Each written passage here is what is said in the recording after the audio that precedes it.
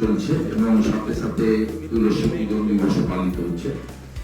আমাকে মাননীয় রাজ্য সভাপতি সুদীপ ভট্টাচার্য মহোদয়, রাজ্যসভার সাংসদ, তিনি এই বিষয়ে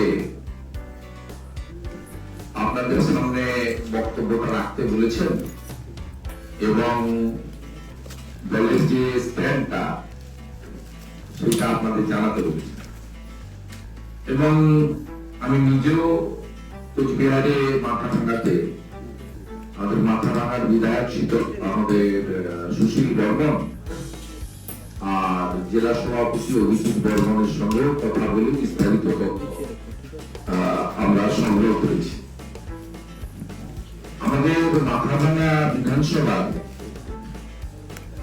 হাজরাহাট 1 গ্রাম পঞ্চায়েতে একটি মারাত্মক ঘটনা ঘটেছে। তাতে 2 জন মারা গেছেন। মাধব সরকার বয়স 38, যাদব সরকার বয়স 27 এবং 6 জন গুরুতর জখম হয়েছেন, যাদের মধ্যে 2 জন অত্যন্ত সিরিয়াস আছেন এবং এই হেভি ইঞ্জুরি যারা আছেন তাদেরকে ওখানে চিকিৎসা চলছে। বিষয়টা হলো, পুলিশ এই ঘটনার পর থেকেই পারিবারিক বিরোধ, গ্রাম্য বিরোধ ইত্যাদি গল্প বলার বা বলানোর চেষ্টা করলেও বাস্তবত এই দুটি যে মারা গেছেন 2 জন ভারতীয় জনতা পার্টির সক্রিয় সদস্য বা কার্যকর্তা ছিলেন এবং যারা খুন করেছে তাদের উদ্দেশ্য বা বিষয় যাই থাকুক না কেন সেটা তদন্ত সাপেক্ষ। তারা প্রত্যেকেই তৃণমূল কংগ্রেসের পরিচিত মুখ এবং গুন্ডা। এই মুখের মাধব সরকার ভারতীয় জনতা পার্টির একজন সদস্য বটে। শুধু সদস্য নয়, তিনি ওখানকার মন্ডলের যুব মোর্চার ভাইস প্রেসিডেন্ট এই মাধব সরকার এবং ভারতীয় জনতা পার্টির যে সদস্যতা অভিযান হয়েছে সেই সদস্যতা অভিযানে 30 সেপ্টেম্বর 2024 তিনি পার্টির মেম্বারশিপ নিয়েছেন। মেম্বারশিপ নম্বর হচ্ছে 7006761570 এবং আমাদের যে মন্ডল যুব মোর্চা রয়েছে তার তিনি সভাপতি। আক্রমণকারী যারা, তাদের নাম হল জাভেদ আলী, মেজবাউল হক, মকসুদুল মিয়া, আয়ুব আলী মিয়া, ফলন সরকার, যিনি তৃণমূলের ওই এলাকার সদ্য প্রাক্তন প্রেসিডেন্ট এবং নেতৃত্ব গ্রাম স্তরে। এর বাইরেও সঞ্জয় সরকার, কমল সিকদার, ঝন্টু সিকদার সহ মোট 13 জন আক্রমণকারী 2 জনকে খুন করেছে, 6 জন হেভি ইনজুর হয়েছে। দেব সরকার, বিমল সরকার, বাবুমণি, অর্জুন সরকার, বিপ্লব সরকার, সপ্তমী সরকার এবং অতন রায়। আমরা ভারতীয় জনতা পার্টির পক্ষ থেকে এই ঘটনার তীব্র নিন্দা করছি এবং সমস্ত খুনিদের দ্রুত গ্রেপ্তার করে আইনের আওতায় আনার দাবি করছি। প্রথম সকালবেলা আমাদের স্থানীয় স্তরের নেতারা এই পরিবারগুলোর কাছে যেতে পারলেও দ্রুত পুলিশ, কয়েকশো পুলিশ র্যাব দিয়ে ওদের বাড়ি এবং গ্রামকে ঘিরে ফেলে।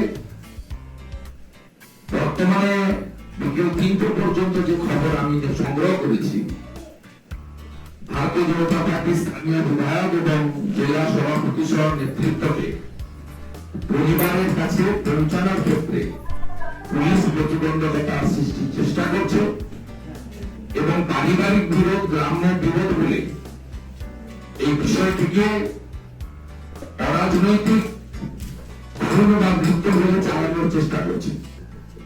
আমরা দায়িত্ব নিয়ে বলতে পারি, ইস্যু বা সমস্যা যাই থাকুক না কেন, এই হত্যা তৃণমূল কংগ্রেসের খুনিরা করেছে। আর যারা খুন হয়েছে, নির্মম হত্যা হয়েছে, তারা ভারতীয় জনতা পার্টির সক্রিয় কর্মী, সদস্য, কার্যকর্তা এবং মাধব সরকার আমাদের মন্ডল স্তরে অন্যতম প্রমুখ নেতৃত্ব যুব মোর্চার ভাইস প্রেসিডেন্ট। আমরা নিরপেক্ষ তদন্ত দাবি করছি। পুলিশকে বলবো, লুকানোর চেষ্টা করবেন না যে 13 জনের বিরুদ্ধে স্পেসিফিক অভিযোগ, প্রত্যেককে গ্রেফতার করার ব্যবস্থা করুন। আর পরিবারের পাশে ভারতীয় জনতা পার্টি দাঁড়াবে। আপনারা আজকে না ঢুকতে দিলেও কালকে ঢুকবে আমাদের এমএলএরা, আমাদের জেলা সভাপতি। আমরা পরিবারকে সব রকম সাহায্য করবেন। আর পুলিশের ভূমিকায় নিষ্ক্রিয়তা থাকলে আমরা পরিবারকে সঙ্গে নিয়ে অন্য ব্যবস্থা নেওয়ার কথা চিন্তা করব। পশ্চিমবঙ্গ প্রদেশ বিজেপির পক্ষ থেকে এই ঘটনার নিন্দা, খুনিদেরকে অবিলম্বে গ্রেফতারের দাবি, পুলিশের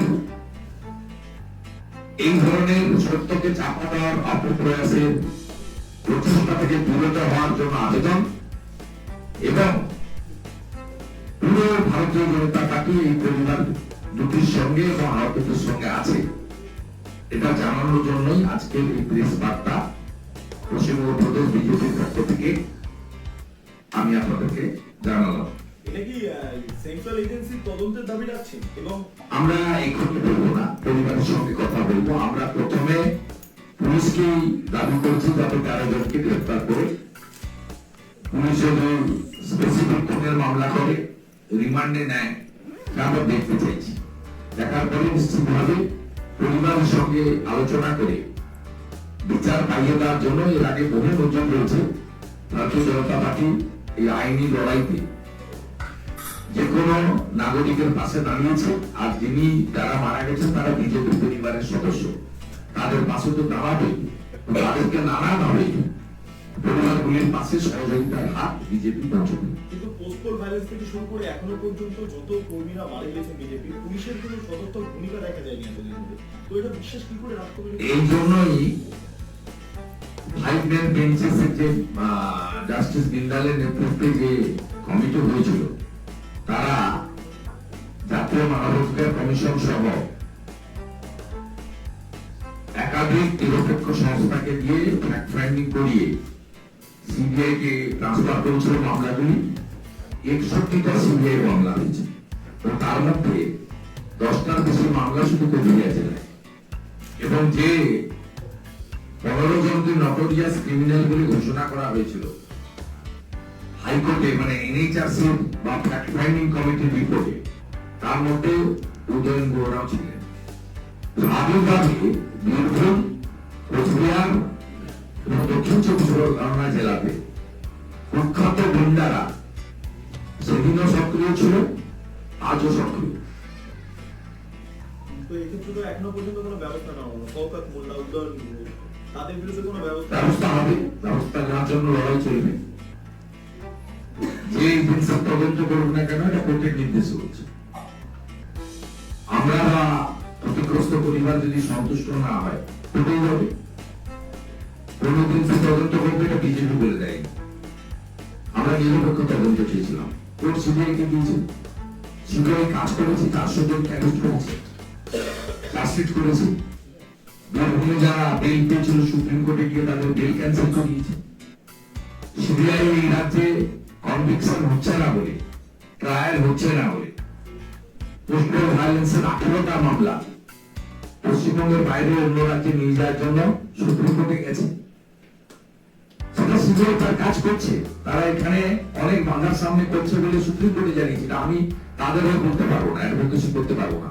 কিন্তু যেহেতু কোর্টে আমরা গেছিলাম, কোর্টের নির্দেশে এই তদন্ত হচ্ছে, তাই এই ধরনের খুন, অত্যাচার, ধর্ষণ এবং রাজ্যের শাসক দল বা মুখ্যমন্ত্রী তথা পুলিশের আশীর্বাদ নিয়ে তারা শাস্তি না পাওয়া, ক্রমান্বয়ে যে ঘটনাগুলি ঘটছে, এর ফলে আগামী দিনে ক্ষতিগ্রস্ত পরিবার এবং তাদের পাশে দাঁড়ানো প্রধান বিরোধী দল ভারতীয় জনতা পার্টি, প্রয়োজন হলে আমরা আদালতে যাব, কে তদন্ত করছেন বড় কথা না, কিন্তু এই যে খুনের রাজনীতি, এই যে সাধারণ মানুষদেরকে